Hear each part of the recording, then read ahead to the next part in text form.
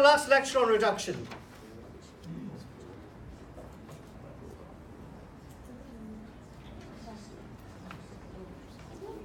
And evaluation.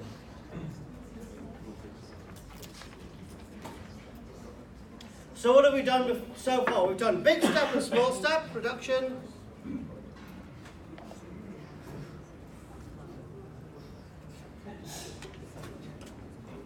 Lamb. And we've done big step, reduction for imp. Okay, and when we were doing big step and small step reduction for lamb, we used substitution.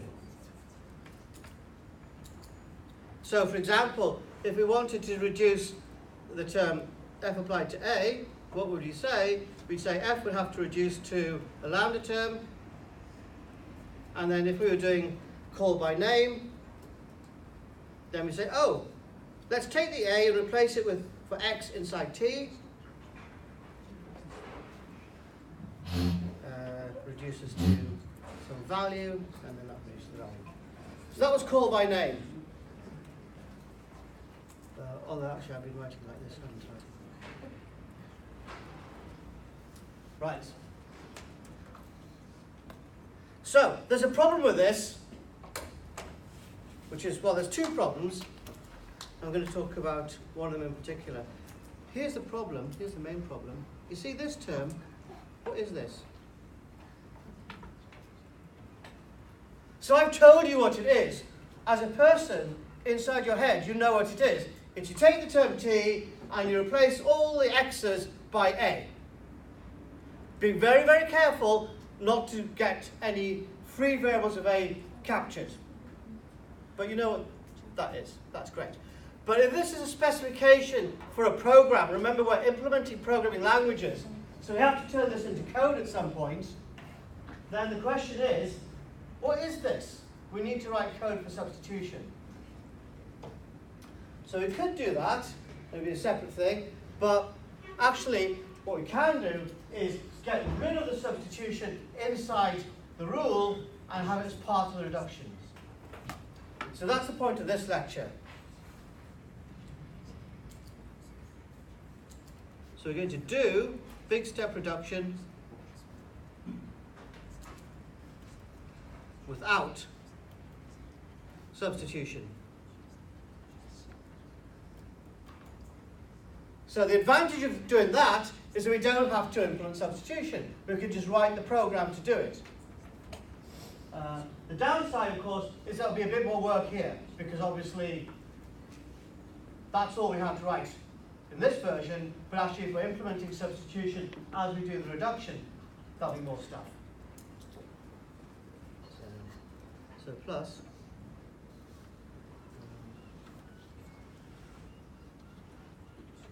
won't need to implement substitution.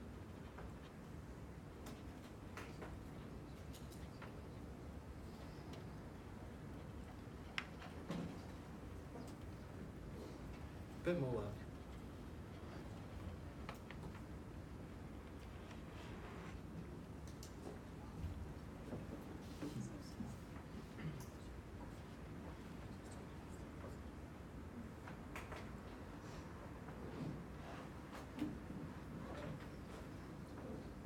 So, what's this? This is substitution. Okay. So, this is going to make our judgment forms a little more complicated. So what we're going to have to do is introduce you to things which are called so this is going to be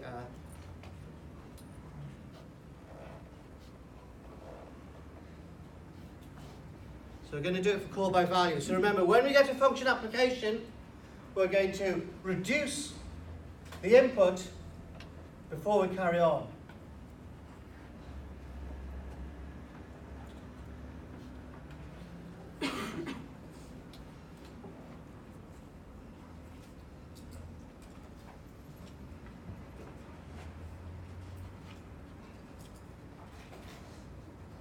So that's just what call by value is. Okay, so For this, we're going to need a little bit more complex judgment form. It's the kind of stuff you've done before. It's these trees. And the judgment form is going to look like this.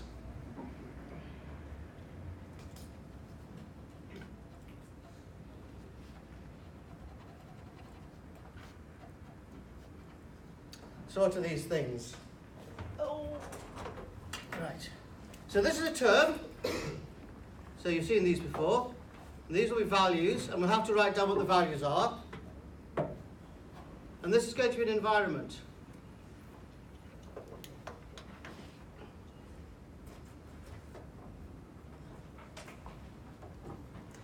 So the idea is that, well, we're going to reduce this t, but it's going to contain these variables. These variables should have been substituted with values. Had we done substitution, we'd have performed the substitution. But now, the substitutions are essentially going to be here. So this says, let's reduce this term t. It'll have these three variables in, and the values of the three variables are contained in the environment. So the environment contains values for the three variables of t.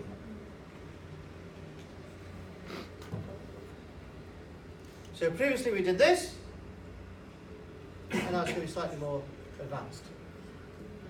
Okay, so I better tell you what these things are. So, what are the values? So the values are, well, they're what we had before. So we said we're going to have numbers, these are values. And we'll have abstractions.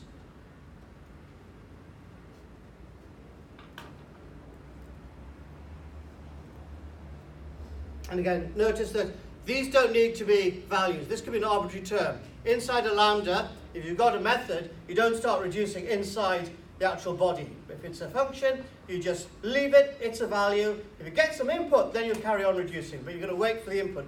There's no point reducing anything here, because you don't know you'll ever actually have to use it for anything.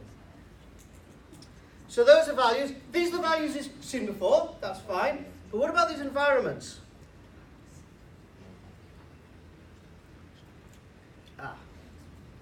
Sorry. Right.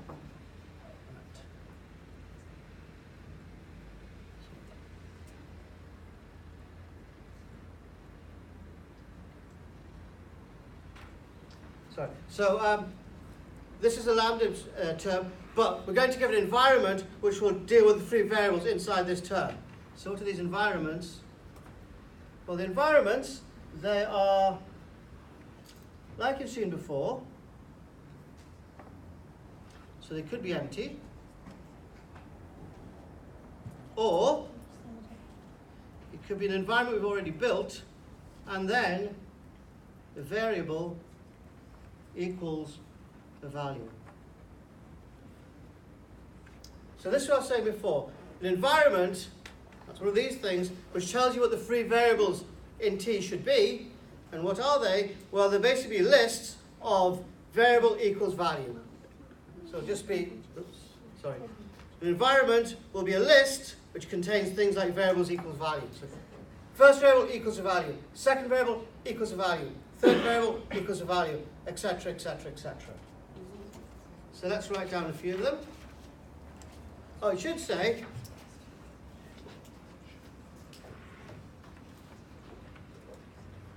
as preparation for this lecture, this was the grammar that you used in the test. So I was being a little bit, I hope it wasn't sneaky, but I was giving you a foreshadow of this. So you've already thought about this. You know this grammar. You did it in the test. It was fair to ask you about it because I just gave you as a grammar. That's fine. So you've already seen stuff like this. You've answered lots of questions about this. So hopefully it's fairly familiar to you. So let's write down some of these environments, get a feeling of what they are.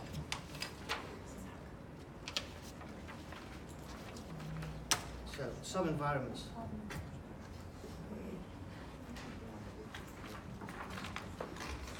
Okay, I guess I'll put them back up here then. Val, equals number for environment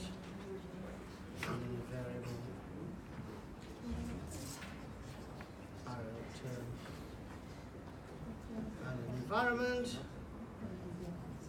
equals nothing, or it's an environment, and then it's a variable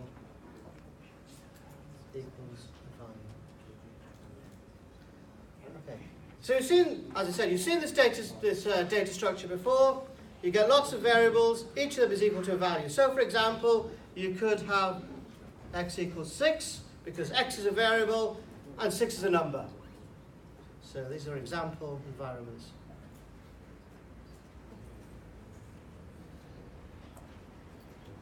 Although actually, if you think about it, the way this is written, because we've got a comma here, this can be empty, but you have to start with a comma. So that's why we've got all these in the test, there are all these commas hanging around. We could write a slightly more sophisticated grammar, so that we can avoid having to write the commas, but then the grammar will be slightly more sophisticated. So we've chosen to keep the grammar simple, but they'll always have to start with a comma.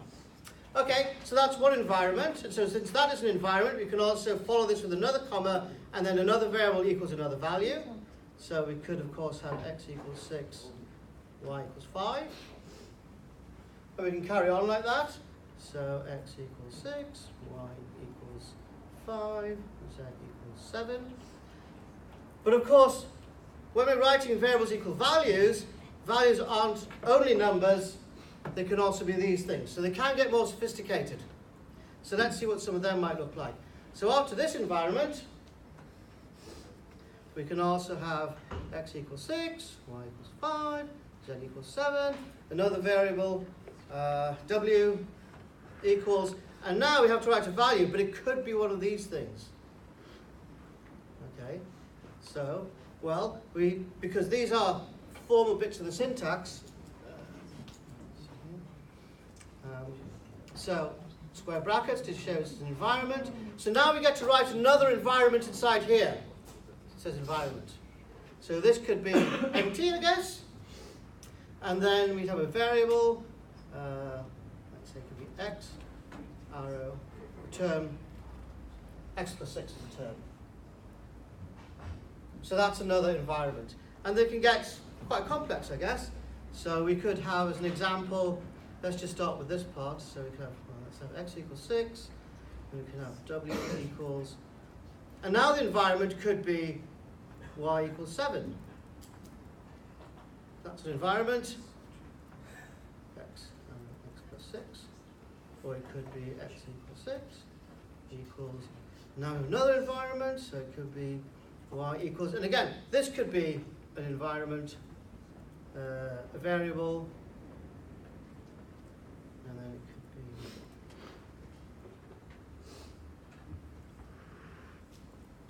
be... Okay, so they can get quite complex, these environments, because you've got environments and values all mixed up together. Values contain environments can contain values. But this is just the grammars. So if you just read off the grammar, this will tell you exactly the correct forms. So again, this is not the part where you have to think carefully and come up with hugely imaginative, magical thinking. You just follow the rules. All I'm doing in generating all of these is looking at the grammar and saying what possible things are allowed and writing them down. Okay, so quite sophisticated environments which you can now use to actually do a big step reduction in call by value for lambda terms without substitution. So let's see if we can do that. Oh, any questions before I go on about the definition of these grammars? Yep. Is rating value there deliberate and not val? Oh, sorry. Yeah, that's. I can never remember it's val or value, num or number. Yes, that's right. Yes. And the last one, where w is equal to y equal bracket z. Yeah, what's going on there? Okay. So remember, the grammar says this is an environment. So we have comma, variable equals value. It's fine. Comma, and then we have a variable. So then this must be a value. Okay? That's what the grammar told us. So now let's have a look at our values. So value, while it could be a number, it could also be square brackets and environment, close square brackets, variable, arrow, term. Hopefully I've got this right. So is that of the correct form? Well, there's my square brackets. So that's good. There's a variable, there's the arrow, there's the term. So all of that part is fine. So I just need to check this part, is this an environment? Okay, let's do the same thing again. Well, we've got a comma, we've got a variable, equals, so now we need a value. And a value can be, where's it gone? Value, it can be one of these things. So is it one of these things? Well, we've got square brackets there, we've got the empty environment in the middle, we've got a variable, arrow, variable.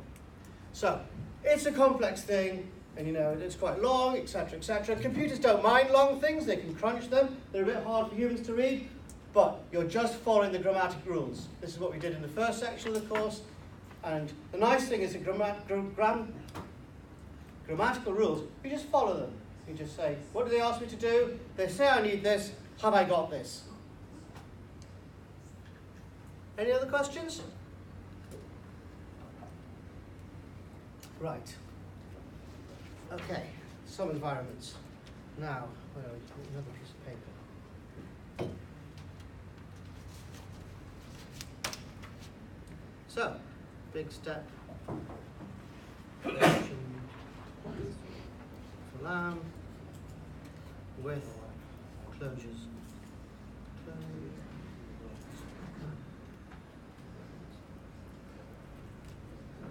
Okay, so previously we had, you know, a rule for add, a rule for application, a rule for variables, a rule for lambda abstractions, same thing.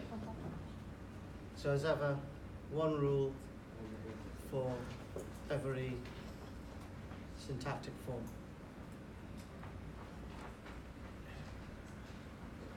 Okay, so, yeah. Sorry? Put it down? Yeah, sorry. You must remind me, it's very hard for me to focus on this and remember that. So do remind me if I accidentally aren't showing the whole of the active screen. Right, okay, so remember our forms are, our forms are theta, t reduces to v. Okay, so what are the different types of t's? What are the different sorts of terms? So let's do the simple ones first. Let's do numbers. So if I've got an environment and a number, that's going to, what's its value? Well, there are no free variables in the number n. I don't need to look them up inside here. I just know that numbers are values, so I can just write that.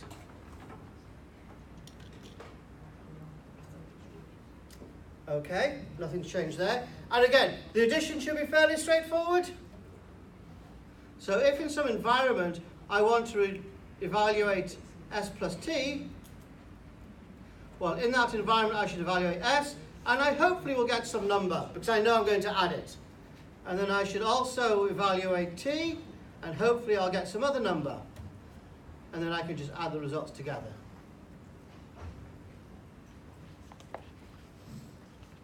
And as ever, I point out, this is the syntactic expression, that's additional numbers, yeah? What's the word on the left-hand side of the environments?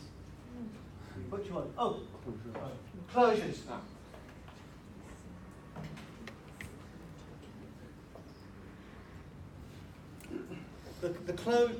I'll explain what closures are. So this thing is the closure. It's a sort of environment applied to something. It's called a closure because you close this term with that environment. So I should say there are these lecture notes which are available and they use the term. So that's why I'm using the term. Okay. So far so good. Always do the easy work first. That's my motto. What should we try next? Let's try variables. Okay, so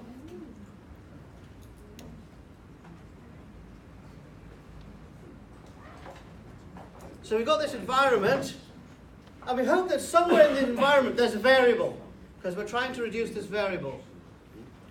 So hopefully, somewhere inside the environment, there'll be that variable. So maybe it's not at the beginning, but then maybe we have an x equals some value. And then maybe we've got a bit more. Okay? And then what should this reduce to? Well, the environment tells you. If you like, here we're doing a bit of the substitution. So if you've got a variable, this is where you look up the environment. That's the whole point of the environment. Like I said, the environment gives you the values for the free variables in the term. Here I've got such a free variable, so I look it up. And also notice that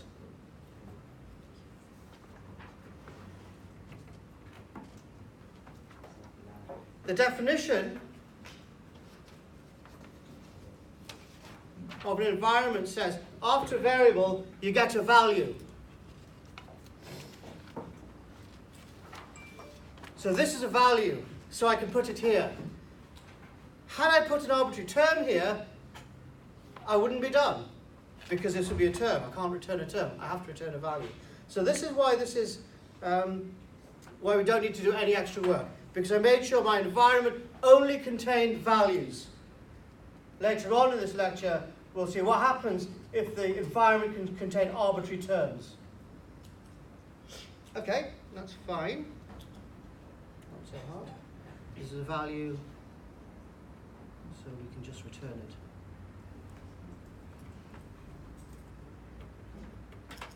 And there it is being returned. Okay, now as ever, the hard stuff is lambda abstractions and applications. So, well, they're not so hard if you know what's going on. So, let's do lambda abstraction. So what happens if we've got some environment and we want to work out the value of lambda x arrow t?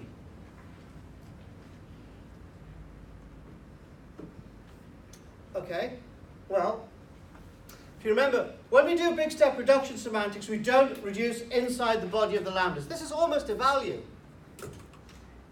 So we don't have to reduce t or anything like that.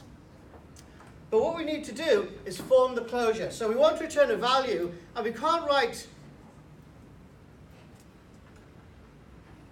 You might think, oh, let's return lambda x arrow t. But we can't do that because that's not a value.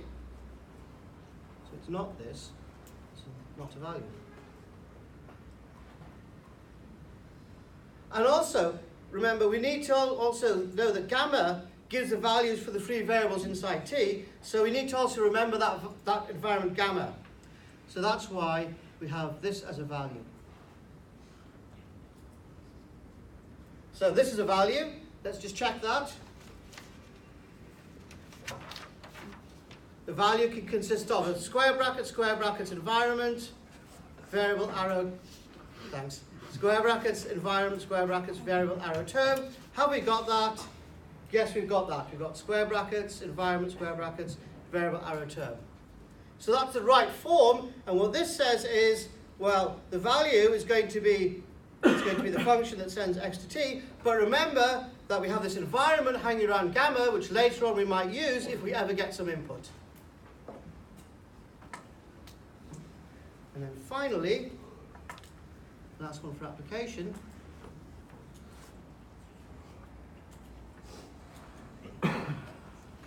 What happens if we want to evaluate a function applied to some input?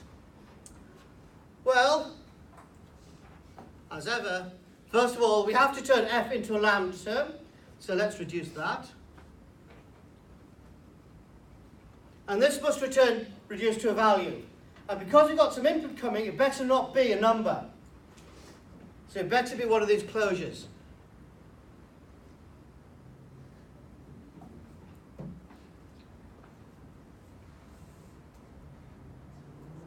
So we're expecting this f to reduce to a closure.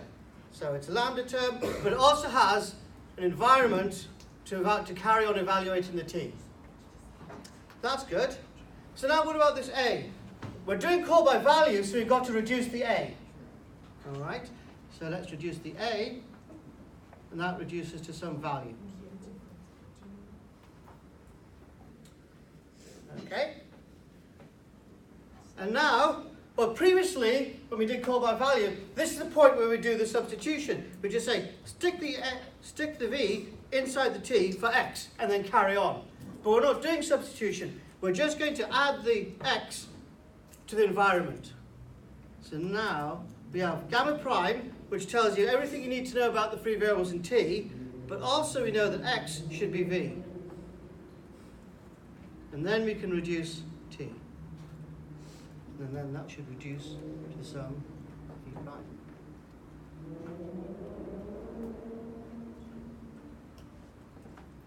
Let's just check I wrote that down right. Yes. Okay, that's it. That's done. So, as ever with the lambda calculus, it's very small, which is nice. You don't have hundreds of rules. And the variables and the additions and the numbers, those are simple. The lambda abstractions, they're values, so you don't do much with them. It's all in this one rule. So that's all you need to know. So when you're learning this or revising this or using this in the test, this is what you've got to understand. And in order to do this, it always follows the same pattern. Turn the f into a function, and then, because it's called by value, reduce the input, and then work out the body.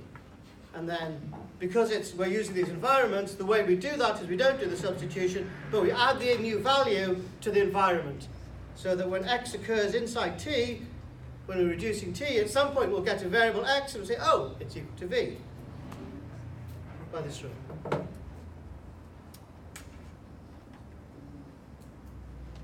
Right, any questions on that? Let's do an example then.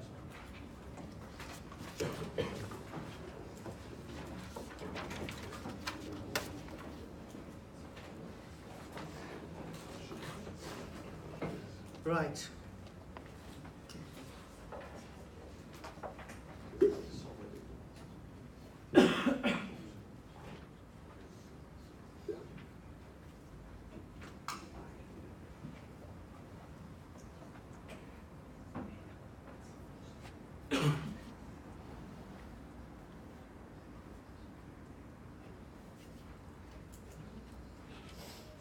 So there's my lambda term. Lambda x, lambda y, arrow x plus y, applied to 5 and 6. So of course, being clever young people, you immediately know what the answer is, 11. But the point is to use this formal setting to see what the machine would do. The machine cannot do quick steps like you just done, what I just did. It has to go through all these little rules. And that's what we're going to practice. That's what as programming language implementers we have to do. So I'm doing this in the empty environment because there are no free variables here, so I don't need the values of anything. Okay, so the first... let's see. I should try and move that there.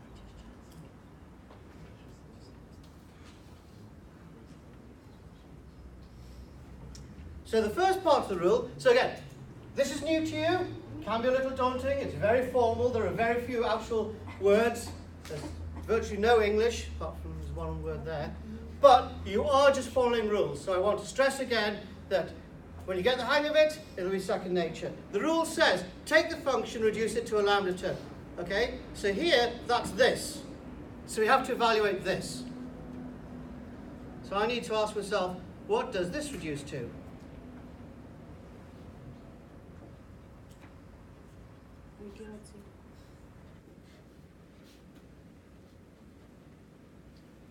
So I have to ask myself, what does that reduce to? Sorry. I have to wear these, I can't see otherwise. Oh, we've lost the rule now. Oh.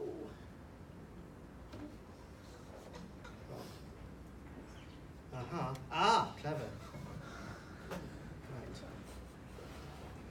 So now I have to ask myself, what does that reduce to? And again, oh, this is an application. So again, it's this rule. All right, so this rule says take the body of the function and reduce that to a value. We know how to do this because here's the body lambda x and lambda y and x plus y. This reduces to, this is a lambda abstraction. It already is a value. So the rule for lambda abstractions is this.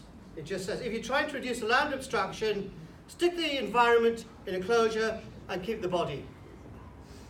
So therefore here, this will reduce to the environment, which is empty, that's that, followed by the variable, that's x, arrow, and then the term. So that's lambda y, x plus y. Okay, now going back to this, so we've done the first part. The next thing is we have to reduce the input to a value. So the input's 5, we have to reduce that to a value. Okay, but that's fine, because 5 is a value. So the rule for numbers will say that will reduce to 5.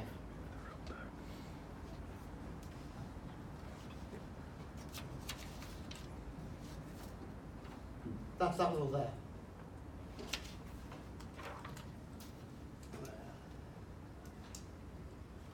Okay?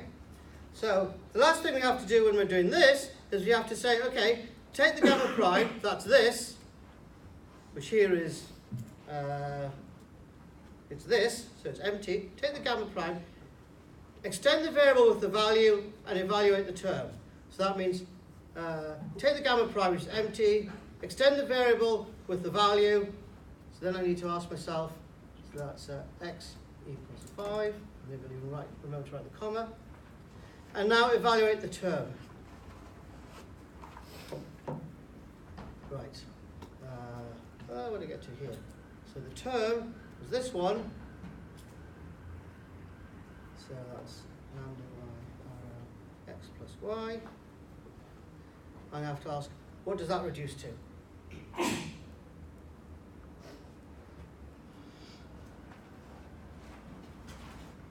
Okay? But this is a lambda term. So again, it doesn't require any insight or any creativity. We just say, oh, it's a lambda term. Let me look at the rule for lambda terms. There it is. I just create a closure. So this reduces to, but now I have to put the closure in the environment in some square brackets. Here I've got this. So I need to write x equals 5, y to y plus x plus y.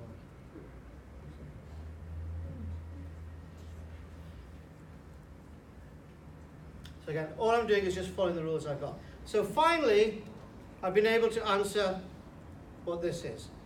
This lambda x, lambda y, x plus y applied to 5, I've realized it reduces to the value in the environment x equals 5, take y as input, return x plus y. A lot of work to get not very far, you might say. So all I can do is stress again, this is what you get for the for the machine to know exactly what it's doing. So when I go to here, I've now got my overall problem.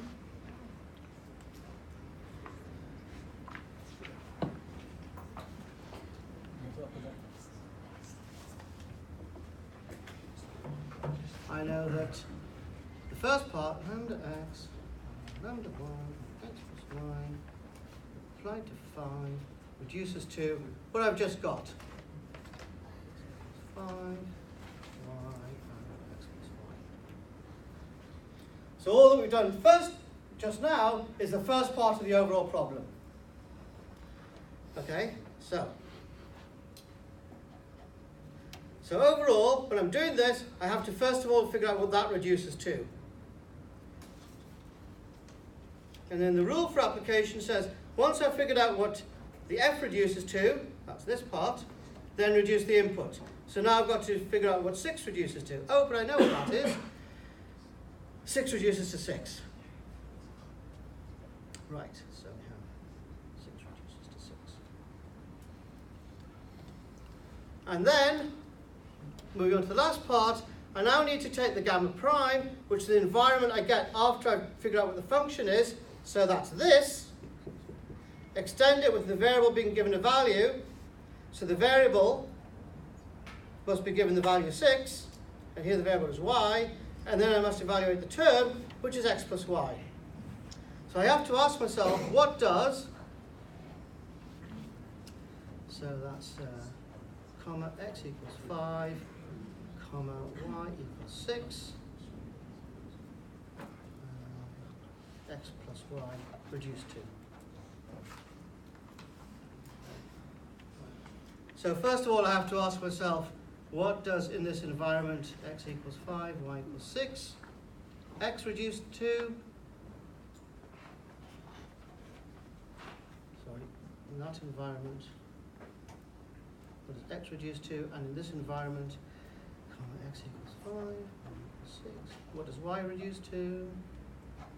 Okay, what does x reduce to? Now I can use my rule for variables. Well, I just look it up.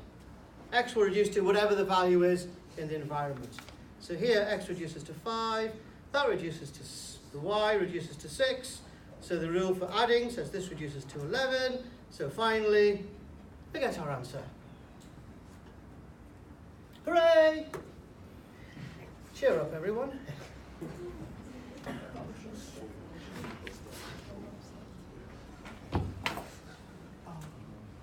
Right. You're all pleased to know that you'll get the hang of this because there's plenty of that in the next assignment, which Connor's got at the moment, and I guess will be going up any moment. You did ask for some practice work, so I'm going to give you a practice question.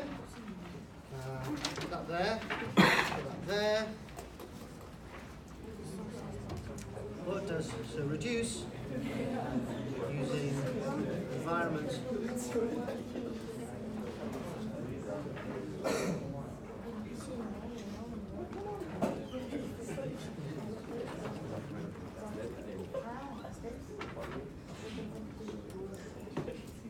There you go. You can reduce that. So the point about this is that when you do the reductions, you'll see that x is given this function value. X is being sent to this. And so when you build an environment, it'll be, the variable x equals a value, and it won't be a number, it will be a closure. So this will give you a little bit of practice with that. Again, this is not conceptually difficult, but it is intricate. I have to say, when I was doing this beforehand, I was continuously making little slips, say, oh, what's going on here? So it's one of those things you have to do very carefully and not under stress, not under time pressure. But on the other hand, the rules are there, so it's just a question of getting used to them. Okay, so that's the end of this lecture. That's the end of reduction. So all we have to do in the rest of the course are typings and compilation. Thanks very much.